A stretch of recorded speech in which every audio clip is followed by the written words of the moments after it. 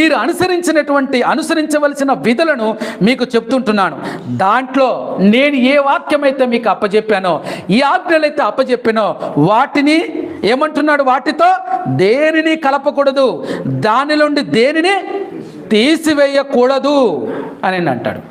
ప్రకటన గ్రంథం చివరి వచనంలో కూడా అదే మాట వ్రాయబడి ఉంది. ఒకసారి చూడండి,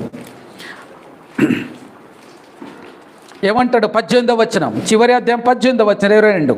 ఈ గ్రంథముందున్న ప్రవచన వాక్యములను విను ప్రతి వానికి నేను సాక్ష్యం ఇచ్చినది ఏమనగా, ఎవడైనను వీటితో మరి ఏదైనను కలిపినేడలా ఈ గ్రంథంలో వ్రాయబడిన తెగుళ్ళు దేవుడు వానికి. కాబట్టి తెగుళ్ళతో నాశనం అయిపోతారు. జాగ్రత్తను హెచ్చరిక చేస్తుంది వాక్యం. కలపకూడదు, తీసివేయకూడదు. కానీ మనం ఏం చేస్తాం? చాలా చోట్ల జరుగుతున్నది ఏంటంటే లేని వాటిని కలుపుతూ ఉంటున్నారు. ఇక్కడ ఏమంటున్నాడు? ఇదిగో వాక్య ప్రకారం మీరు